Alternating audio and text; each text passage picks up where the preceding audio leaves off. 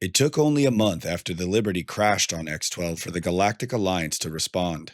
As the beginning stages of the salvage mission were underway, the sun shined and a beautiful morning greeted all. The sounds of engine wash howling through the solar panels on the roof kept Aero comfortably in bed longer than normal. Stumbling to breakfast for the first time in a long time, Aero did not see Ava or Rael sitting in their usual seats. This raised a red flag, but not an alarm. Missing the cheerful version of the headmaster and his cooking, Aero choked down the usual slop. Continuing to wait, it wasn't until the breakfast line dispersed that Aero knew something was up. Making sure Rael and Ava hadn't been roped into assisting Kisa, he checked the nurse's office first. Strangely, it was empty. Kisa must be transferring the survivors still in critical condition. I know Major Leslie was still unconscious, but many were able to move under their own strength. I guess Rael and Ava are helping them. Closing the door, he knew the closest route to the rooftops was just past the headmaster's office. Tiptoeing by, before a clean escape was made, a garbled and bubbled beckon rang out. "Aero, my boy, come in, Grant said.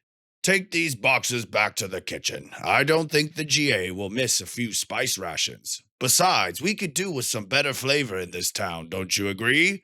Aero shuffled his feet over to pick up the boxes. "Oh, and when you're done, return for my report on the Liberty crash. Liaison Till is going to need it." "You haven't seen Rael or Ava, have you?" Aero asked. "I don't believe so," Grant said with a chuckle. "That tug showed up with more than enough volunteers. Cruisers don't usually go down like this, so I imagine there are many interested parties looking to make a buck." Aero pondered, wondering where his friends could be. "Chop, chop, boy, we don't want to keep the liaison waiting," Grant jabbed. Retrieving the report after stashing the boxes, Aero was fuming. "If those two are training without me, I swear," he grumbled. Leaving the refugee center, he quickly made his way through the reconstructed resupply. Reaching the station, Aero burst through the door, causing Liaison Till to jump from his chair. "What is it? What's going on?" Till questioned. "Where are they?" Aero accused, looking around the station for his friends. "What are you talking about?" Till replied. "Ava and Rael, are they here?"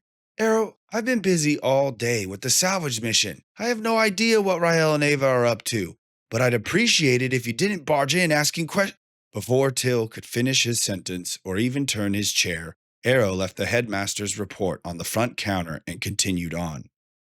Plagued with accusation, Aero's mind raced. Are they with Kisa helping transfer the injured, or are they at HQ?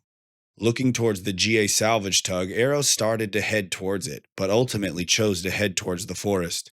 I know they're out there training, which explains why they're always beating me. Aero couldn't contain his jealousy. Cursing his indecision for forcing him to take the long way, when Aero arrived at the hollow, he found no one. Backtracking, he made his way to the massive tree at the top of the hill, where he had triumphantly reclaimed his honor barely 8 months ago. Aero pondered the idea of Rael and Ava venturing deeper into the forest. They wouldn't go that far without me, would they? Reaching the top part of the hill opposite town, Aero couldn't see a single person. Walking around to the other side of the tree, he was brought to his knees by the sight of something he was not prepared for. Lying face down in the mud at the bottom of the hill, Ava and Rael were bloody and unconscious. The sight of his potentially lifeless friends sent Aero into a hyperventilating frenzy. Before he could even think, a surprise strike to the back of his head sent him tumbling down the hill towards his friends. Bouncing off the ground and landing upright, Aero was ready for another attack, but instead was greeted by a familiar, energetic voice. Hello, Aero. Been a while. Show yourself, Aero shouted. A figure stepped from the shade of the tree. A GA-issued hooded coat with the sleeves ripped off, hiding his face. A second revealed himself, sitting upon a throne twisted from the top branches of the tree. It seems like it's been forever since we last saw you, the sleeveless figure said, moving closer to the edge of the hill. Who are you? Aero calmly asked, trembling with anger. Why did you attack my friends? The sight of his bloodied unconscious friends caused his heart to race. When the sleeveless hooded man reached the edge of the hill, Aero did not wait for a response. Jumping with all his might, he closed the distance between the unknown assailant. When his attacker made no move to defend himself, Aero realized his mistake. Having lost sight of the other, he knew what came next. Sure enough, one of the pillar sized branches of the tree came to life, swatting Aero into the ground like an insect. Now, Aero, settle down. You clearly don't recognize us. It's me, Hanzo, and that up there's your old pal Ren. You remember him, right? You have to remember being tied down behind that waterfall over there, Hanzo said, a sinister smile peeking from under the hood. Rolling down his face, a single drop of blood dripped from Aero's nose as the memories of that day clouded his mind. Gathering himself, Aero assessed the GA cadets. Although they looked different, once revealed, there was no mistaking the two boys who led the attack on him less than a year ago. Why do you look so different? Aero asked. He really is just a stupid ape, isn't he, Ren? Hanzo replied. Unable to understand the reality before him, Aero couldn't look away from the letters GAA embroidered on Ren's coat. At least one of you's sane enough to keep your sleeves, he joked, trying to buy time. You always did have something funny to say, Hanzo said. Don't you miss that, Ren? His little jokes? Stupid Humie, you don't know a thing, he gloated. Whipping off his coat, the zenith revealed his bright silver hair, now adorned with black streaks and standing on end. Our time at the academy has treated us well. It's not too bad once you get used to it. And the power, whew, I tell you, it's amazing. The same sinister smile crept across Hanzo's face as he flaunted his evolved body. Glancing up at the unnaturally twisted throne atop the tree, Ren looked irritated.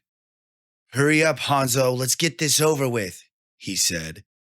All right, calm down, Hanzo replied.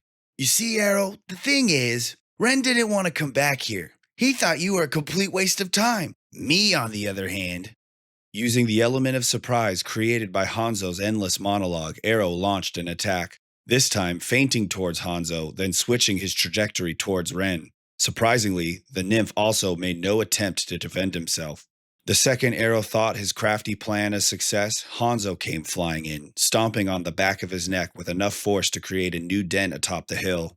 Without skipping a beat, Hanzo stepped from the back of Aero's head, continuing his monologue as if nothing happened. Like I was saying, Ren thinks you aren't even worth our time, but I don't, Hanzo proclaimed, staring back at the wreckage in the distance he was supposed to help salvage. You see, Aero, not only did I think it was worth it to waste our break from training at the academy to volunteer for this lame rescue mission, but I thought it would be kind of fun to come back and pay you a visit. You know, make sure you're doing okay. I have to tell you, resupply looks even shittier than when I left. Why do you hate me so much? Aero asked.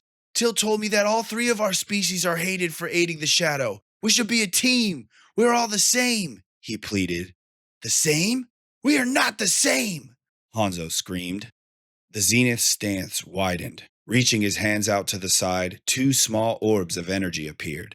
Hanzo roared, increasing their size tenfold. Pointing both his arms like loaded weapons, he fired.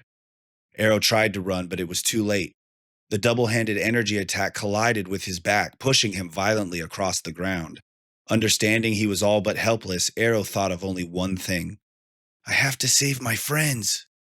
When the attack ended, Aero was far from Rael and Ava. What can I do? What can I do? Think. His fear and panic unlocked a bone-chilling revelation. In all this time, he hadn't really checked on his friends. How badly are they hurt? Why haven't they gotten up yet?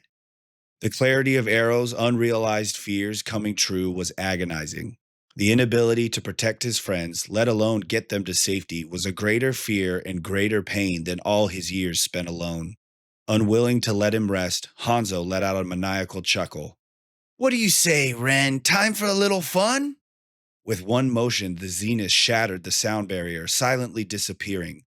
Now behind Aero, at the same time as the shockwave of the ear-blistering sonic boom, Hanzo struck, rebounding and tripling the damage.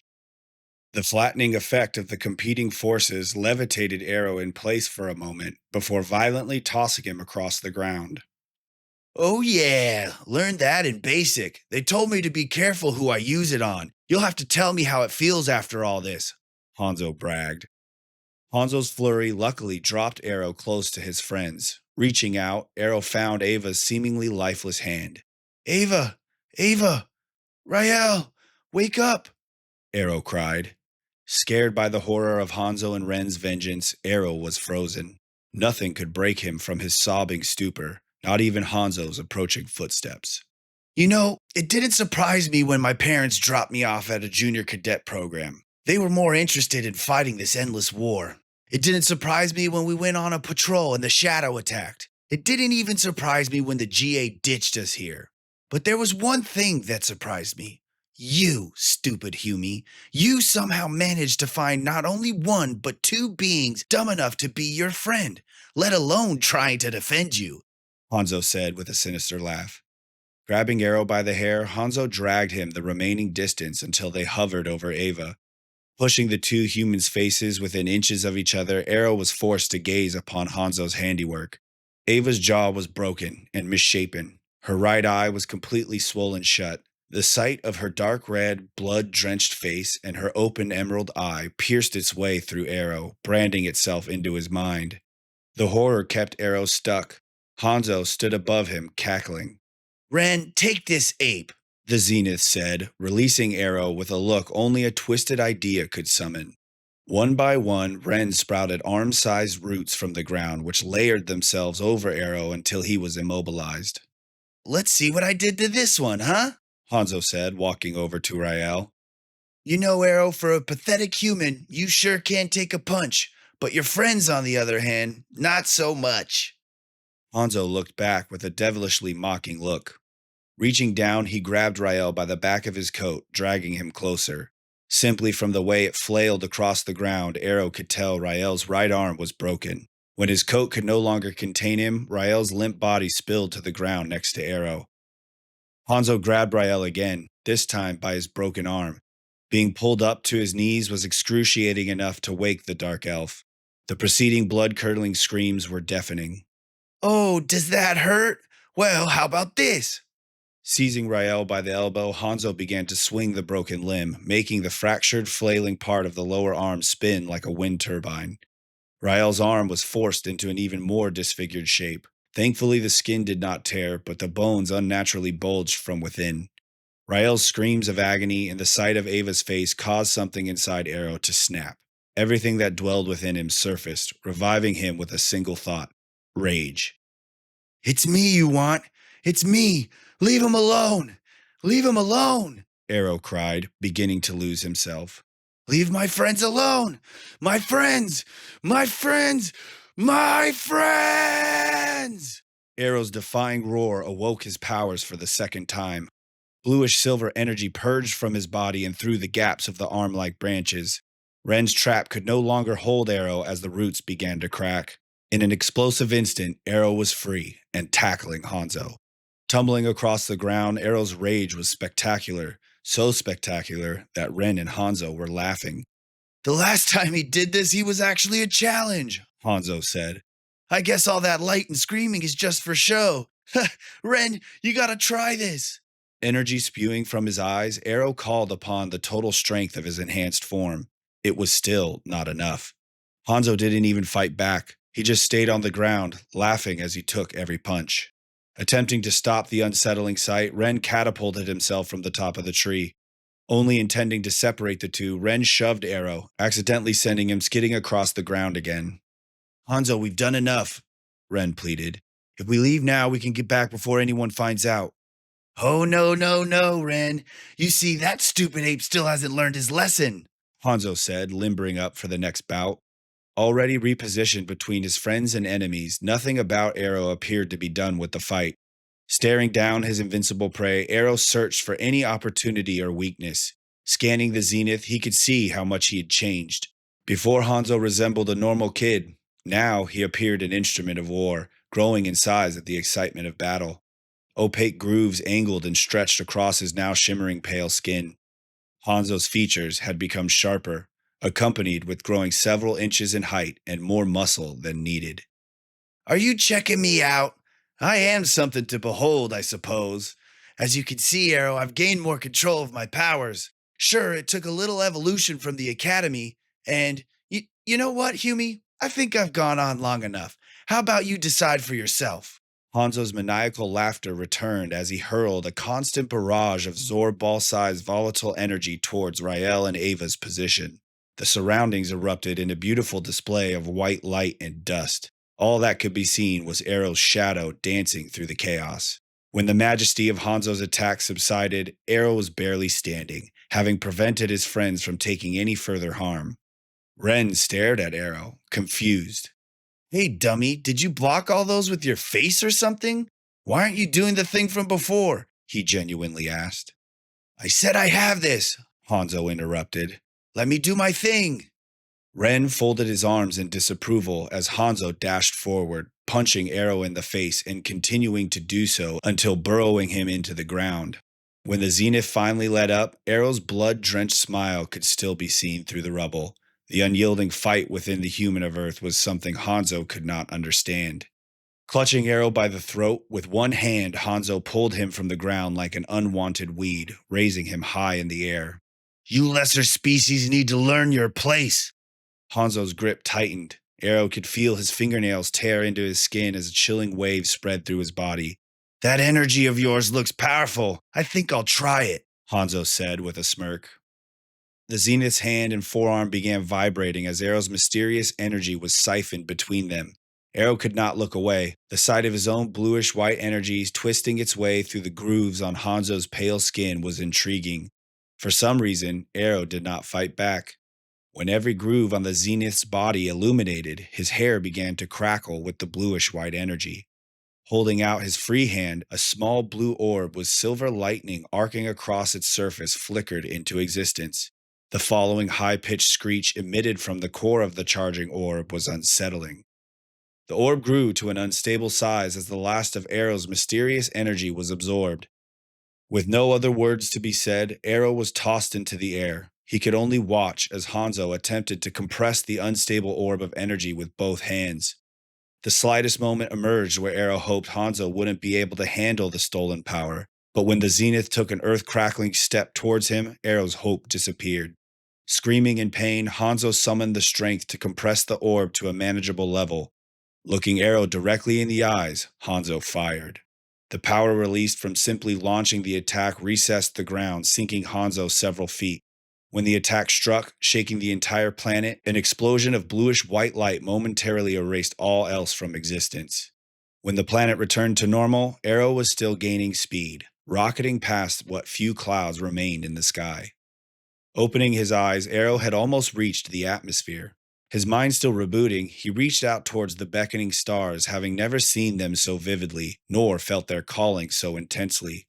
Gravity soon returned, pulling him from his dreams of adventure and back towards X-12. "Oh, whoa, okay, I'm falling towards the ground really fast. Stay calm. Looking around, Aero searched for anything that might assist with his current predicament. Finding nothing, he widened his search. Looking over the mountains, he saw the oddest thing. What is that? Did a giant rock crash land on the planet? Why does it look like that? Like a giant stone splinter. Wait, focus! The artificial light above Aero flickered before he was covered in shadow.